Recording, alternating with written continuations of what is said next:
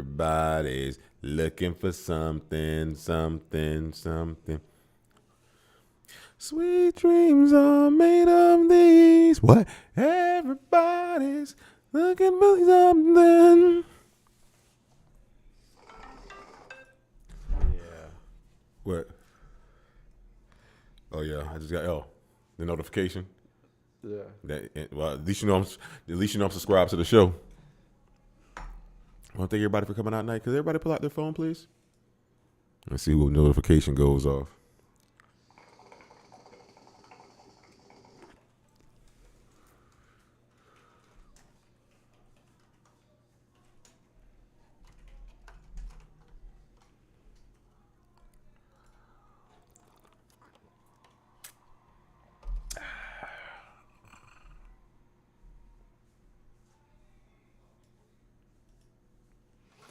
All right. 20 minutes. They can still hear anything? Yeah. They can? Yeah. Like me saying stuff now? Yeah. Oh, what can they see? That right there. So they see me. You see the screen, right? Yeah, that's starting that. Okay, I'll move. I want them to see me now.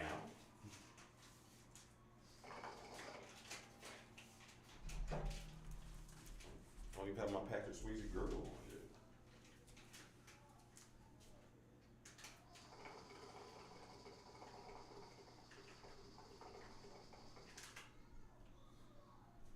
Mom, Dave's doing strips. I said, Mom, Dave's doing strips. That's a half, right? No, I think we took the double last time. That's how half of what we took last time, yeah. What's gonna put it in here?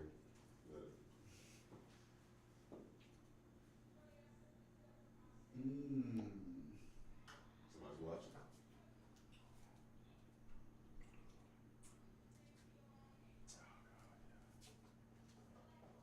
Wait a minute. What do you see? Look at the monitor. In that monitor? Yeah. What do you see?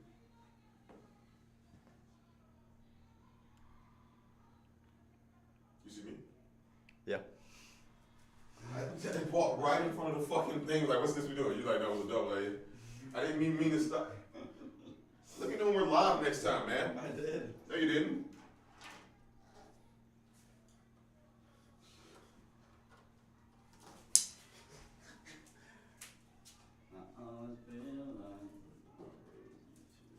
Somebody's watching me.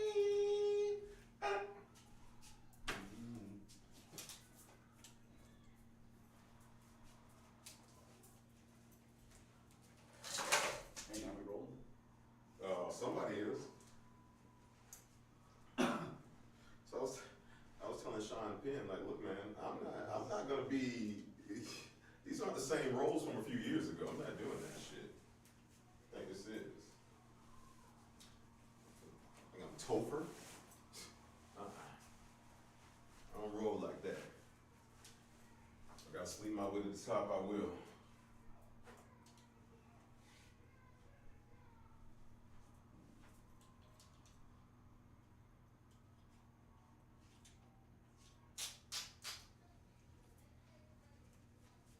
Gotta pay attention.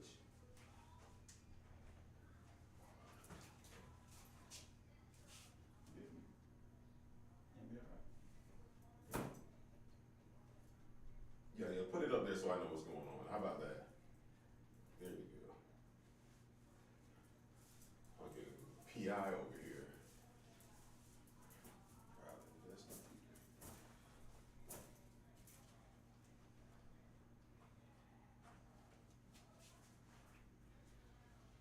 It's not really what they see I'm worried about. It's me forgetting from verbally. Because I know you just told me 5 minutes from now, I'm like, so I'm this motherfucker. What are we talking about? Nobody watches these things anyway, right? It's a good way to find out. Well, we got that new demographic now.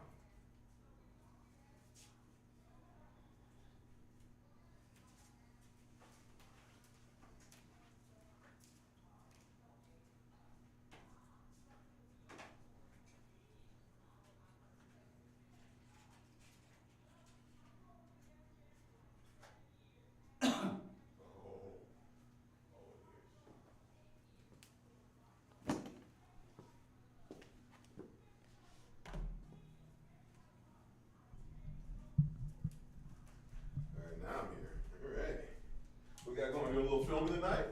All right. I had no idea. Doing a little filming, huh? Uh-oh. Give you guys a little Dennis Reynolds stretch right there. Hey. What's going on, gang? It's the Mac Attack.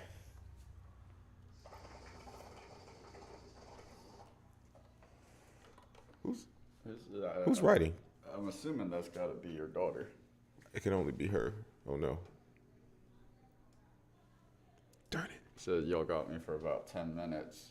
It's not 12 o'clock I yet. have to go to fake work tomorrow. That's so your daughter. Where are you? I can't see. You just. Oh. You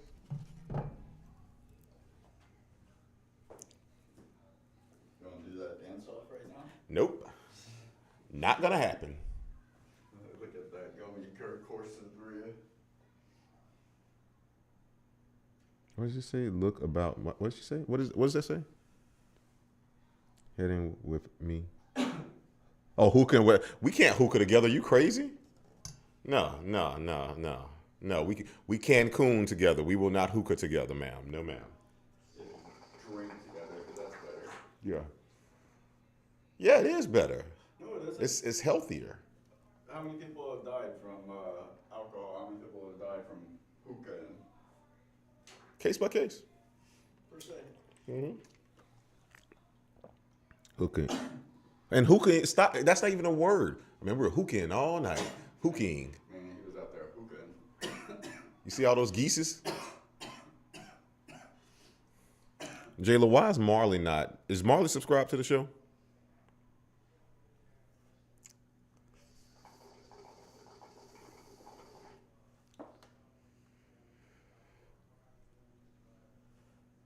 Yay, nay? Oh, my volume sounds amazing right here. Jayla, how do I sound? I think I sound good.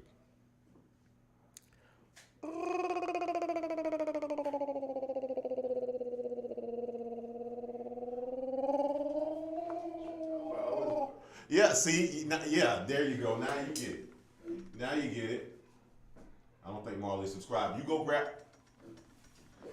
her phone right now and you subscribe her. Because this is happening. This is happening. Talk to her, Dave. Let me come this way. Go talk to her. Keep the chat going. Well, no, we get started at 12. No, she might not be here then. Go say hi. At least go give them a presents. Put your hat on. There you go, man. There you go. That's my guy right there. That's my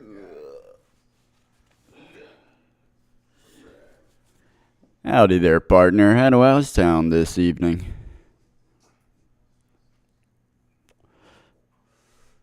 Yep, apparently not good at all. Can't hear me. She said that? No, but I didn't get a response.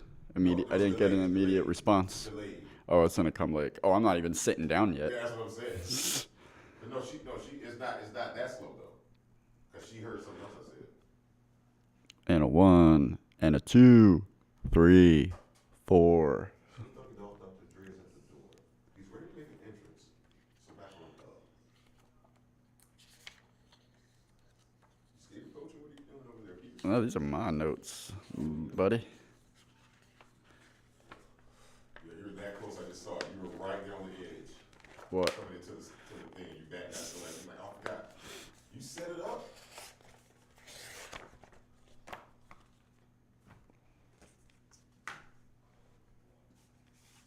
Yeah, I got a book here. Why? Just why? I'm ripping off you tonight. Mm-hmm. You got too wanted. Billy!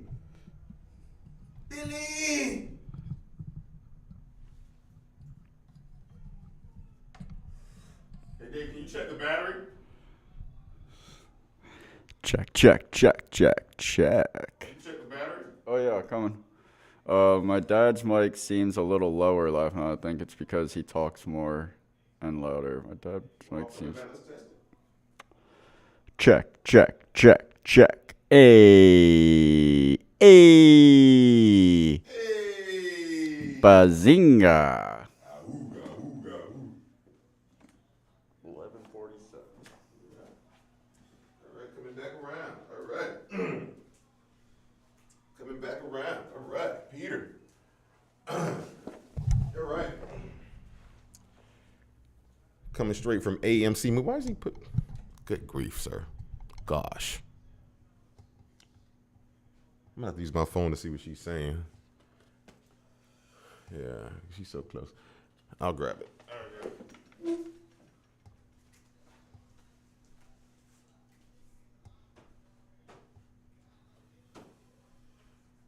That's what that is. Till I came, right till I came, digging a pants on. Second hit. Good God. Hold on.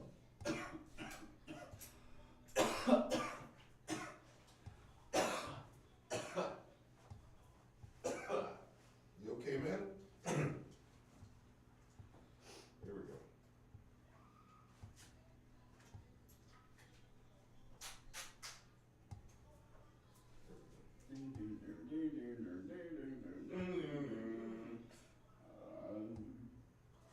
Scared. You know Patrick Swayze is on the soundtrack on that. That's what a cool motherfucker will do.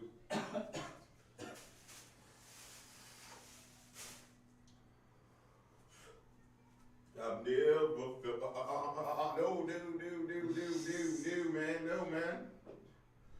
You stay over here, brother. It's off the thing. There you go. There you go.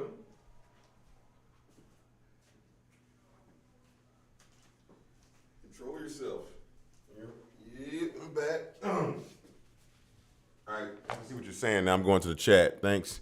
I'm going to the chat, see what's going on here. All right, what do you got going on here? What do we got?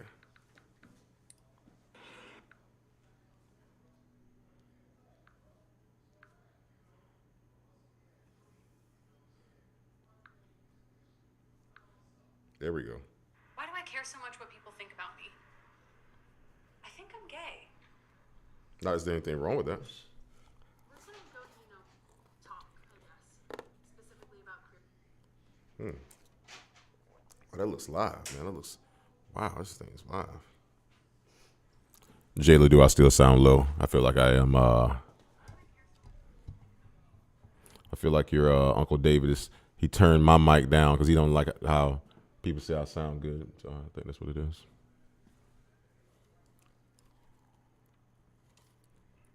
Oh, that looks pretty.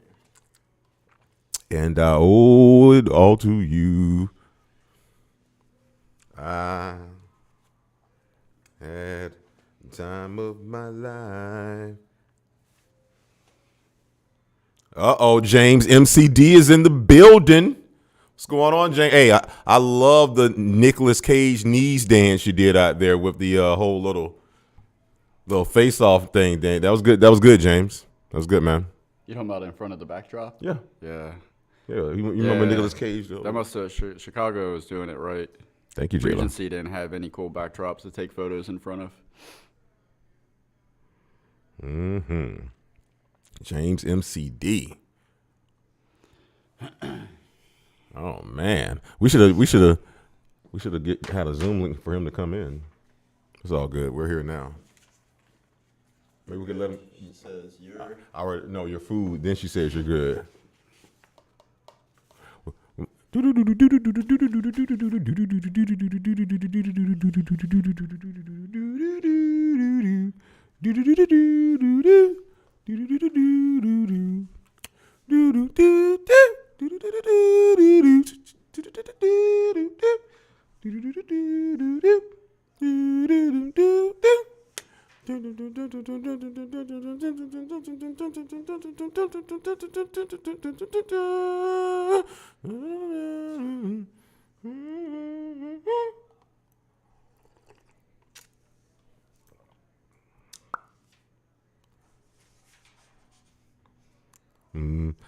Jayla Royal, even if you only got 10 minutes and you fall asleep, just leave the phone on.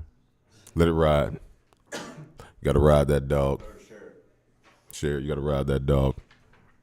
You get that horse hot, you got to ride it. Let it ride, baby.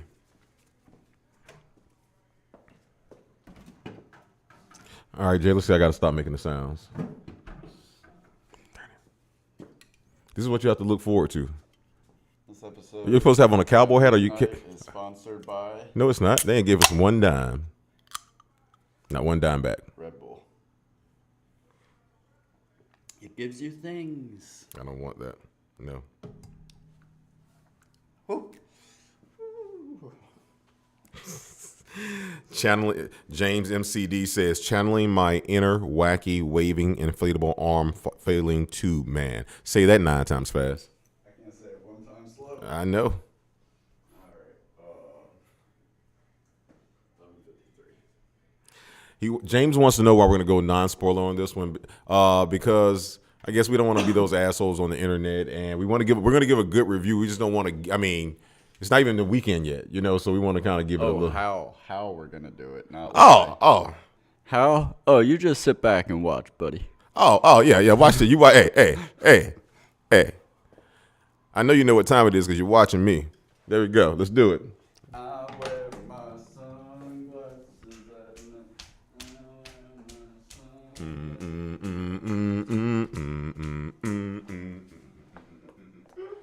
It's almost time.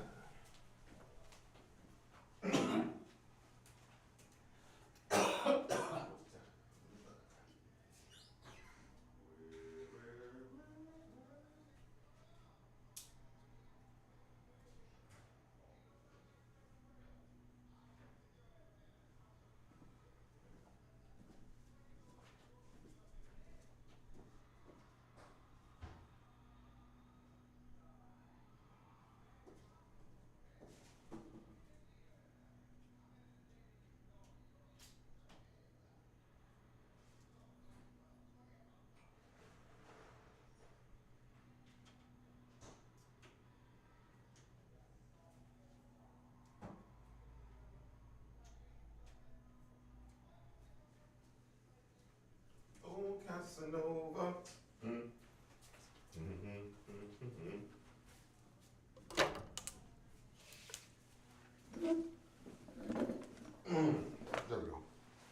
There we go. Oh, Casanova.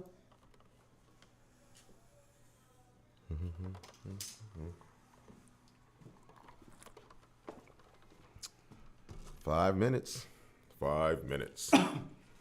Any questions anybody out there got in internet land? Go ahead and put them in the chat. We'll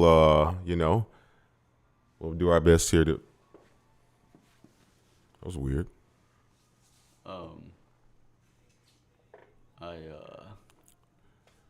I mean, I guess we can go ahead and start. We'll roll the intro at least. Yeah, roll it. Get started at like 11:58. Yeah, roll that beautiful bean footage.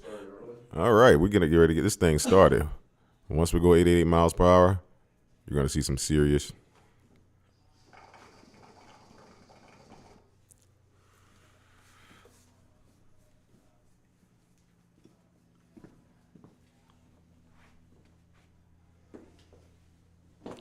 Oh yeah.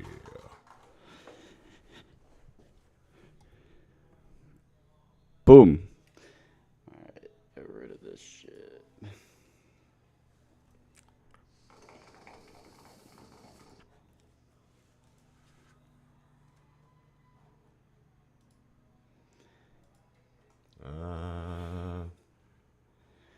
All right, ready to start? Go ahead and roll it.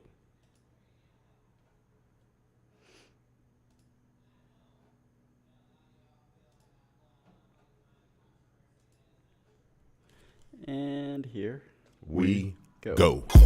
Shit's always on my mind. I got something to say. I got something to say. It gets me every time. I got something to say. I got something to say. There's so much I want to do. I got so much to say. I got so much to say. I need to get this right. I need this. I need this. I need this. I need this. I need this. I need. Mike's alive. I know. Oh. What'd you do tonight? I went and previewed or reviewed the Jordan Peele film, Nope. I did something very similar, sir. What'd you do? I saw the Jordan Peele film, Nope. I see what you did there. Well, What'd you guys do tonight? Want to thank Jayla and James for being here. I'm not sure who else is here because you haven't said anything in the chat. there's 2 people here, J and J, and we want to thank you. Shout out to all the J's out there. There you go. Speaking of Jays, shout out to Jordan Peele. We're going to give him a shout out tonight because this is I believe, his 3rd installment of a horror film coming from the comedy roots that he came from with Key and Peele and Keanu and things of that nature. So this is his 3rd installment. And just like his first 2 films, the title is almost a verb or an action verb, a message. First we start with Get Out, then Us. Now it's Nope. It's very interesting that Us begins with the rabbit, this begins with the monkey. Well, again, we take that back to Monkey Paw Productions. Yeah. Before we get into the into our whatever we would. Hey man, That's James. It's James.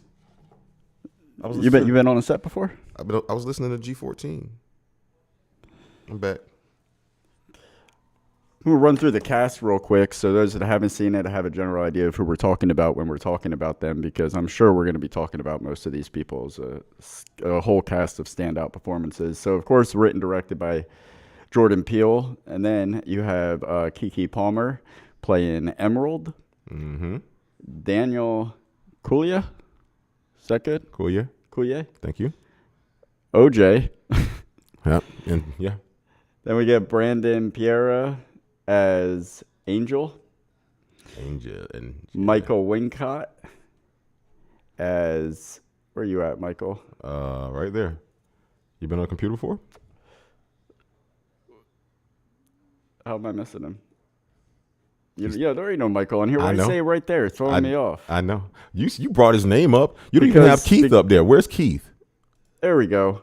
There we go. There we and it go. might be, I don't know if I messed it up and I was typing the file name or when I was writing. So you forgot the black man. So it's either Michael Wincott or William Wincott. I'm going to say Michael. I think it's Michael. All right, then we got Stephen Yuen as Ricky Park, a.k.a. Jupe. Ren Schmidt as Amber Park. And the great Keith. There we go. Money to Boyne. Oh, David. yeah. The man, the Otis. legend, the myth. Haywood Sr. Also looking like an aging Danny Glover from this point of view. I'm looking from right there. Yeah. See it? Um, Let's get right into it. One of the similarities, to not give anything away, the film starts just like I believe with the first 2 films. There's a message at the beginning. Again, I won't say what the message says, but it sets the tone it's for biblical. Well, to some, it sets the tone for the ride that you're going to go on. And when I say the ride, how do you think it starts out? I mean, as far as what you felt, what you saw. Well, that's my first praise for this movie is I was kind of like nervous when I saw a 2 hour and 20-minute running time for a horror film. Mm-hmm. But yeah, the pacing was on point with this movie. It was like a roller coaster. It started you off on a dip, and then you get a little character development, and he put those the nightly moments in where some shit was gonna go down sporadically enough that the pacing was perfect. It was good. And It didn't feel like 2 hours and 20 minutes. It didn't. One of us got up and went to the bathroom. I won't say who it was. I won't either. All right, there we go. And hey, gotta go. You gotta It go. wasn't the guy that got a 3 out of 15, though. I'll say that. No, they don't know about that. Not yet. So once you get into the film here, like I say, it's the acting is very, very strong in this film. I mean, seriously, from whoever you want to consider the lead, there's a couple of people can be considered the leads in the film. But again, he did bring up Keke Palmer. She's been getting a lot of praise online and early praise for her performance, and rightfully so. I remember the performance she had with Samuel Jackson and the Cleaner. She had a strong performance in that, and just as you can see, her acting skills have grown throughout the years. So definitely shout out to her and Daniel. Yeah, Keke Palmer was great. Yeah, so I was talking about Keke. She's Yeah. Can I speak on Keke Palmer real quick since you're talking about her? Yeah, You brought her up. Yeah. That's slick. No, this is. I think Jayla will actually agree with this when she sees the film. Keke Palmer, or at least her character Emerald, was when well, first of all, I felt like OJ in that first scene where he's OJ, the character in this. I kind of feel like the other OJ sometimes too, to be honest. You married men know what I'm talking about. But the the scene where OJ is like there before Emerald gets there, and he's like super nervous. Like he's the technical guy. He does the shit behind the scenes. She's the showman, comes out and sells the shit that's going on. Show them who Emerald is again on the screen so they know who we're talking about here. Because that's a very good point you brought up. Of course, Emerald is Kiki Yes. Palmer there. Yes. So I felt like him in that moment just- because he was put on the spot, much like I am sometimes. Like, hey, all right, your partner's in here, do the show, sell yourself. Mm-hmm. And he's just flailing. Then here she comes, barreling in 5 minutes late, and just gets right and immediately starts like showman, which I heard that she did that like 18 times in a row, that take, and gave a completely different performance every time, which is another thing that you would do. Just so you're like Kiki Palmer and Emerald, the character. Can I be like her performance? I just don't like you saying I'm like her. I appreciate it. You guys are twins as far as how you act. Like, she came in and killed it. Like, she was more prepared 5 minutes late than he was 15 minutes early. It's a gift, man. It's my cross to bear. Yeah. And then she said something later on that was like, it like solidified it for me. What the hell did she say? It was, I don't know. she goes, when she was talking about, when she was talking to her brother, because again, while she was up there doing a perfectly good job of like a great job of, this is what we do, this is who we are. Also, I do this other thing. Check me out. That was another thing that you did. But when he called her out on that, what did she say? He was like, don't be spinning your side shit to those people. And she's like, that's not my side shit. This is my side shit, which goes right into the fucking the live chat with your daughter saying the fake job. Like, that's, She knows. Yeah, Speaking of the live chat, we got any questions going on out there? We got some comments going on. Let's talk to it. I think I see something out there. better Keke Palmer movie than Lightyear. That's yeah, James. I haven't seen Lightyear, but I've heard enough about it to agree. It seems like that movie just kind of got caught up in trying to say something other than telling a story. I like what the movie did with Keith David because they found a way that no matter what happened to him, whether something does or doesn't happen to him, his presence is still felt throughout the movie. And I'll tell you this, you can really see, like we talked about this with Daniel. And again, pull him back up on the screen here, his character name, so they can know who we're talking about. We're talking about the characters here. OJ, his performance in this film is, I want to say it's breathtaking, but I more so want to say I've seen him do it before, but it's he's refined it so much now till he's mastered it. Like we talked about this, he did so much with so less to say. He has that real country western calming demeanor. He doesn't get too high, doesn't get too low. He's even keel throughout the movie, and his character, like it makes it so those times when he does say something, it means a lot. And James will know what I'm talking about. I'm not going to spoil it, but there's one time when him and Keke Palmer him and Emerald, OJ and Emerald get really excited because this guy brings a specific type of camera to their place, and you see him turn up for like 5 seconds, but it's so he doesn't break character. It's just like you see that brother sister moment right there, and I love that. So yeah. I had I wrote a note when I just like halfway through the movie watching his performance. You know how girls get accused of having resting bitch face? He has resting sad face. Like that's just his general demeanor. You can call him and say he won the lottery or his aunt just died. His demeanor is going to be the same. How about that? But I would give, it's a hard choice. I mean, everybody in this movie was cast so well. Like all the characters shined. Like I wrote Angel down as the scene stealer. And then I wrote Jupe down, Ricky Park, the Asian character, when he's like, thumbs up. And that scene was so funny. But I ultimately landed on Daniel. I'll just call him D. I ultimately landed on him because he did so much with so little. Like I know who mine was. Who? Gordy. Oh, without giving too much away, that's the monkey. And they did such a good job at hiding the fact that this is a CGI monkey. Like, you realize, like, all the times... Don't do that to me. Santa Claus is real. He was there. That monkey was there, man. All the times you're seeing this monkey, it is... A real monkey. It's either far away or obscured by something. And when the one time it comes up close, it's like that curtain is hanging in front of his face. I saw Will Ferrell wrestle a bear Okay. in semi-pro. This was more real than that. That was a real monkey. But going back to Daniel, he was like, he's so, we kind of talked about this on the way back. Why he's so impressive is because it's when you watch his performance, it's so wild that he's giving you so little, but you feel so much. Oh yeah, definitely. His beats, and if you don't, for our students of film out there, a beat is when you make an expression or you wait to say something with your emotions, and you can communicate to the audience through your facial. What do we got going on here? Gordy is the scene stealer. Gordy did nothing wrong. Hey, thank you. He just.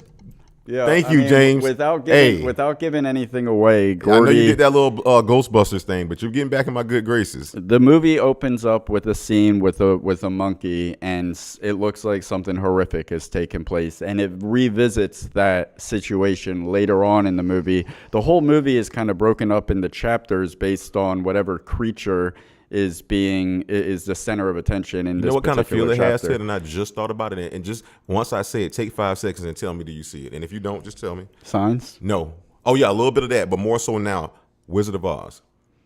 Well, it's funny you should say that. I took some trivia notes, and Jordan Peele cites as influences for Nope King Kong, Jurassic Park, Close Encounters of the Third Kind, and Wizard of Oz. I didn't know that.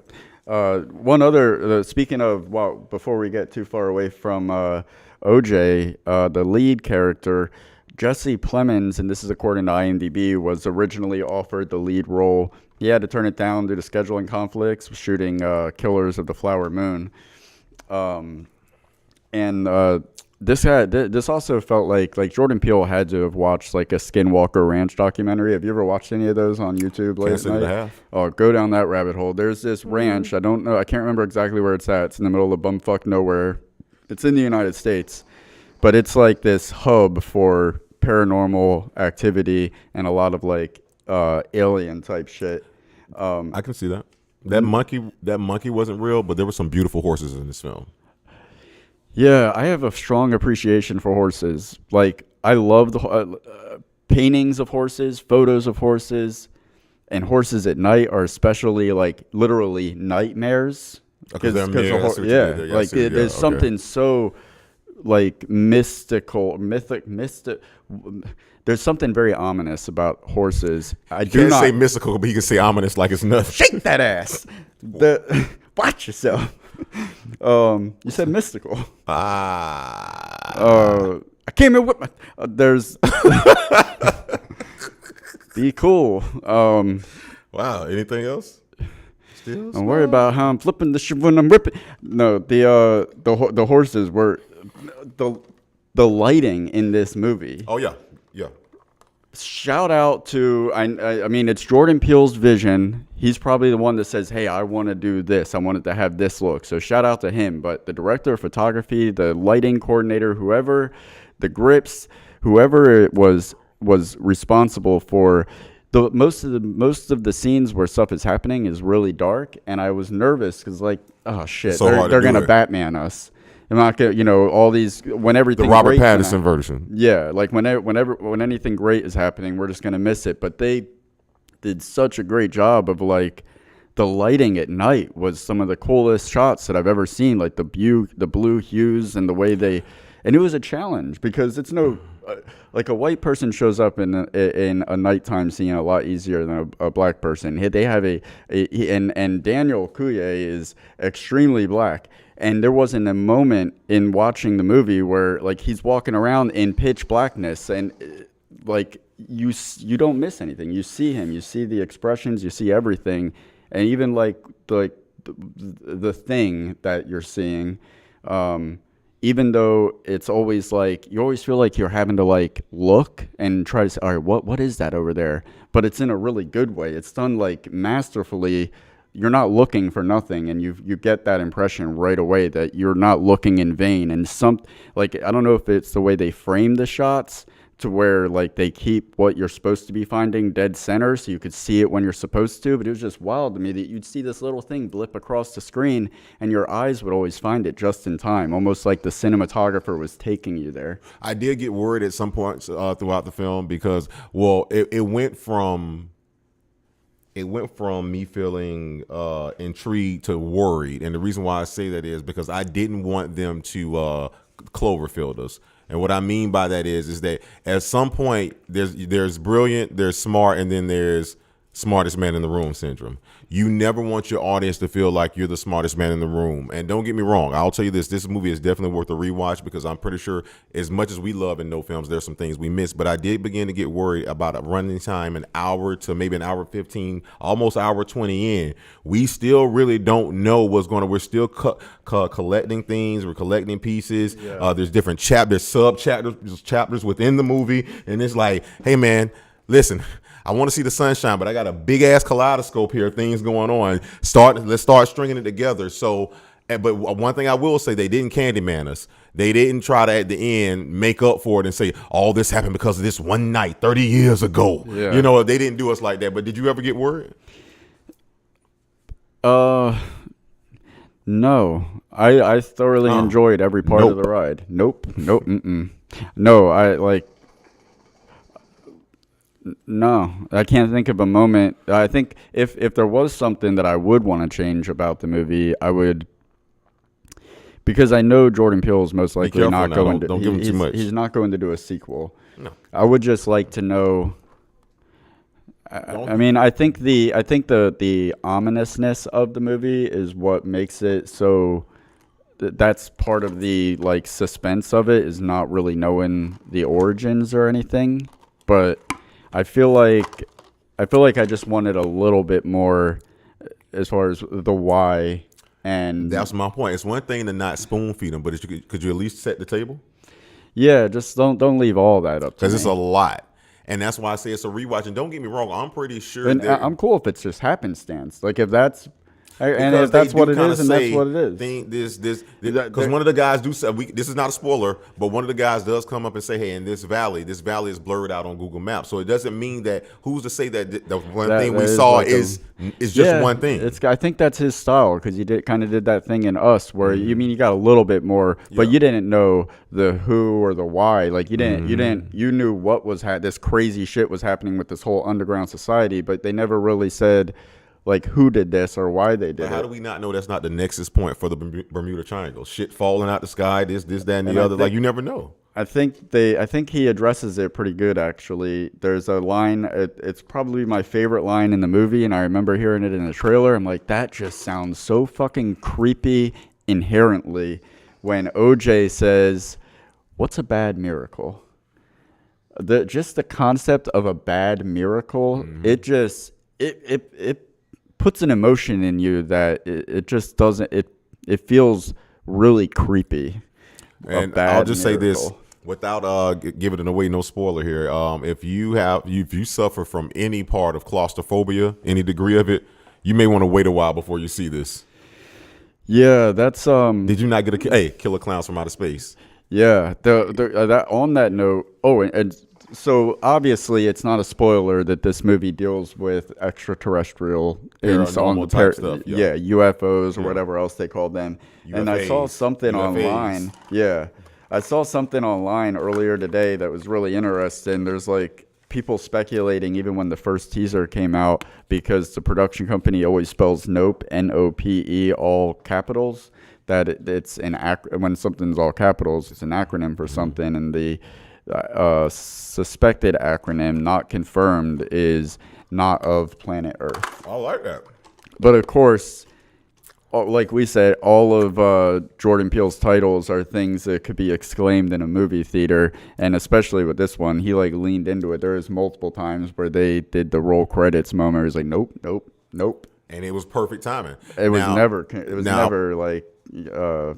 I will say this, is that one thing I do love about this, he was unapologetically black. And what I mean by that is, I'm not talking about some black righteousness. What I'm talking about is for years and decades and almost like maybe centuries now, when black people congregated and watched movies together, we'd always be like, no, don't do that. Oh, that's so silly. The white girl falling in the woods. Why did she do this? Why did she do that? Like, if I was in that shit, this would have happened. And he did such an intelligent job of not apologizing for that. With Keke Palmer's character being so brash with not saying when, but when OJ at one point, he was like, nope. Because I'm like, oh, I know everybody would have said that. I know, like, fuck that. And he said it a few times when the so-called visitors came earlier. That's not a spoiler or whatever. But again, one other thing I want to say about this is that if friends, on that same note, that other great OJ moment that's kind of just like that was when his sister is yelling, "It's in the cloud," and it just cuts to him and stoic as ever. He's just like,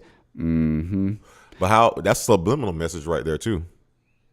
Oh, like in the cloud, like, the whole, yeah. The meta. Well, Daniel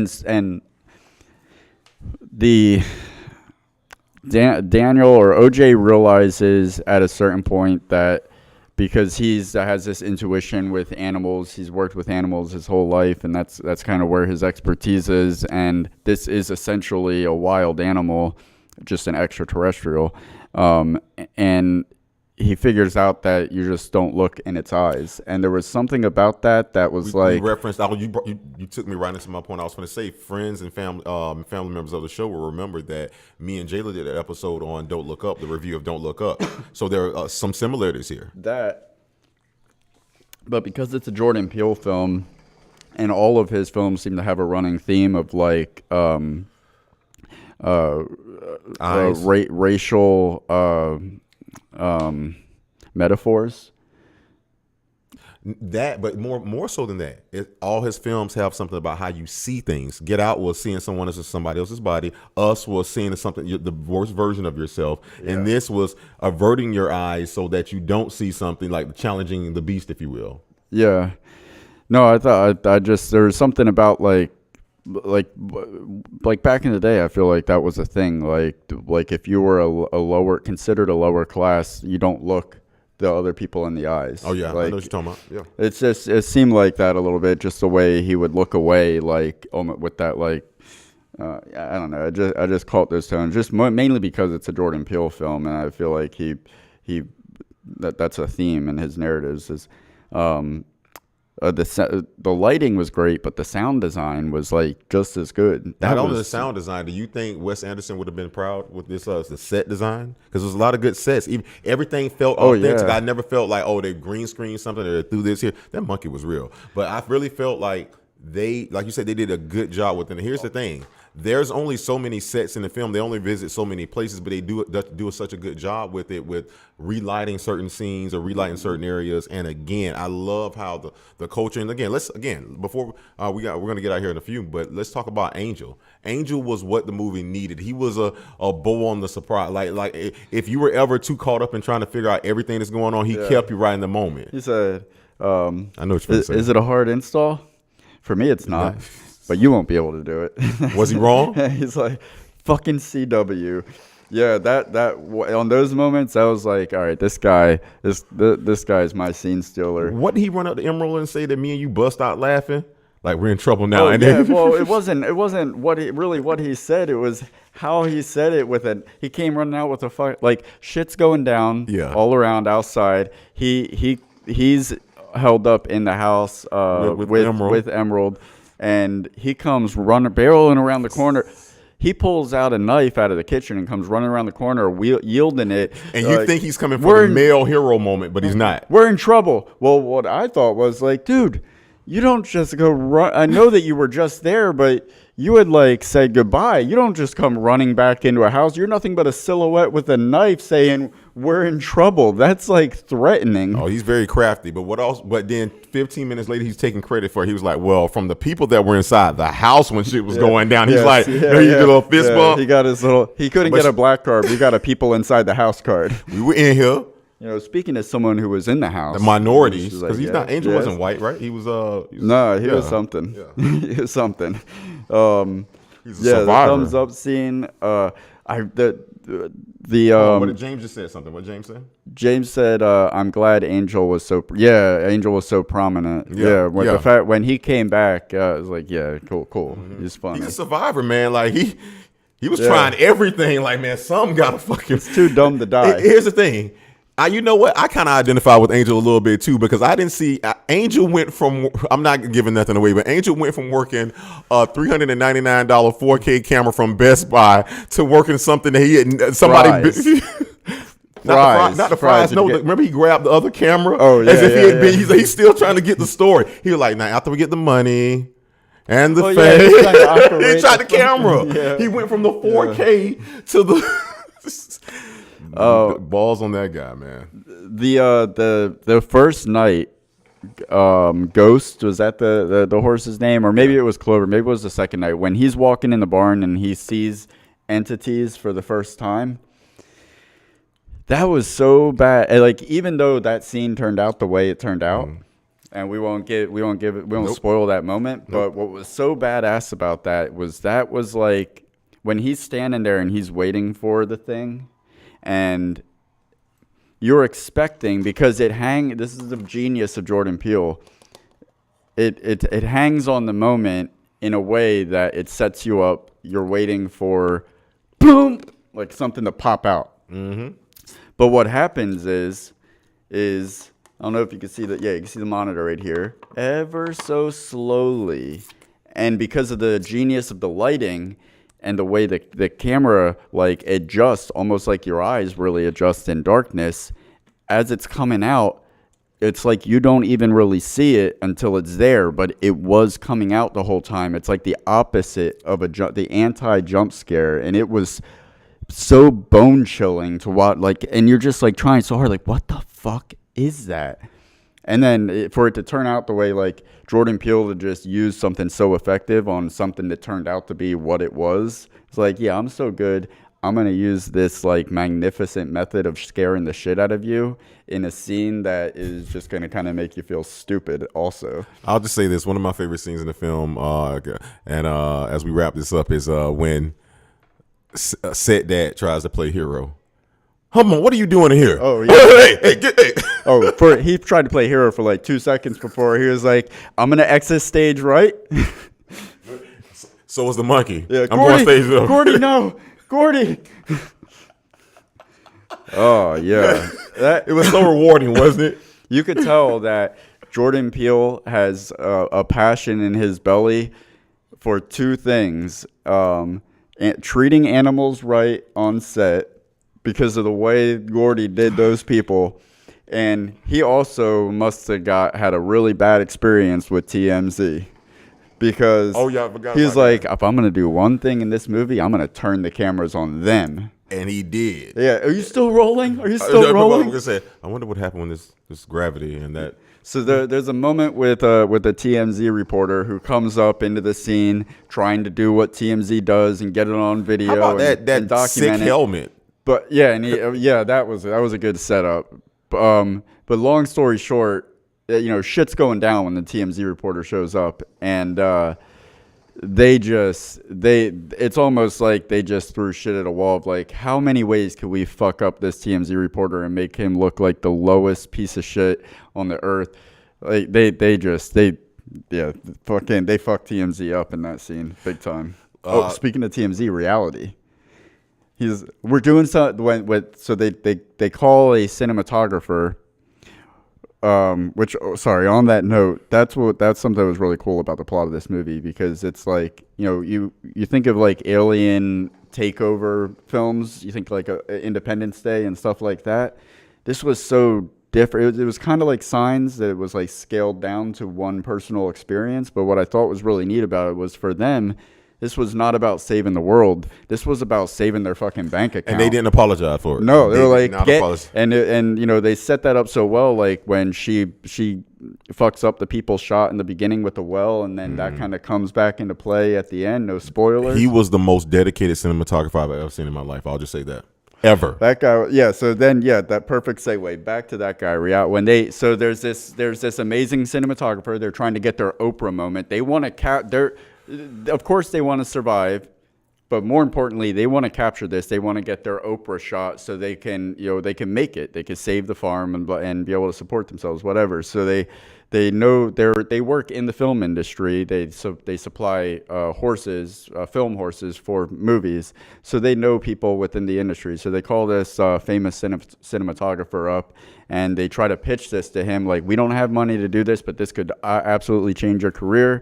First of all, they say, we need to get the impossible shot. And his response is, that's impossible. Well, no fucking shit. That's what we're on you. And they're like, we're doing a reality. And he's like, oh, reality, I'm not. Remember this line? It's you people don't deserve the impossible. He goes, well, no, not a reality. It's a documentary. So, oh, that's better. That's such a funny like commentary on life as we know it now in society. That reality is not real life. Documentary is documenting real life. Reality is fiction. Now that was an astute point, sir. What do we got? What James said here? The running theme of this movie is to do whatever it takes to get the shot. I respect that so much. Yeah, there you go. That's whatever you got to do right there. Because you saw him, he went into this nostalgia moment. I won't say what happened. He was just like, he looked up like all this shit is going down. He's like, that lighting, this is gonna be the best shot ever. It's like and he was right. Yeah, he was right. That's something that I also want to give Jordan Peele credit for. Whoever was the designer of the things that we see and the way that like that experience of coming into contact with these things is conveyed, because it was so brave. Like they didn't try it. There was a broad daylight. Eventually, you're seeing this thing totally unobscured, no shaky shots like we're used to in these kinds of movies. You just get like a painting visual of it, and it is such this is unlike anything you've ever seen before. We're doing our complete own original thing, and it was like all the aspects of the supernatural side of this were done in a way that was so creative. Like I've never seen anything like that before. Have you ever seen a spaceship like that before, or even like the lore of who said it was a spaceship or anything, whatever that was up in the sky? No, like and the whole lore behind it was great. And credit to him as we wrap this up. I know because we said 30, but as we wrap this up, credit to him for going for it. As far as we always, what do we say on this show? First off, we don't like remakes, but more importantly, where are the original ideas? Yeah, I mean, at least we have something to debate. What did this mean? What did that mean? I mean, it's so many things. And again, like I said, it's definitely worth a rewatch here. So, and I'll be, as soon as it comes out on digital release, I'll be breaking it down again. But guys, hold on 1 second. Oh, go for it, brother.